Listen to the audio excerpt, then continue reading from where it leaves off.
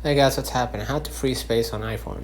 So simply go ahead to your settings, then hit the general, then iPhone storage. And as you can see right here, you're gonna you can see that I have 170.39 gigabytes. If I want to free some space, just go ahead and unload some of the unnecessary apps, right? And what I'm gonna do, I'm gonna just go ahead and let's say for example I want to delete this podcast, and hit I offload the app right here, right? Double click to confirm that you want to offload the app. Okay, same goes with everything until you see the indication of your storage going down. So let me know in the comments if this video helped you. Don't forget to like and subscribe, and see you in the next one.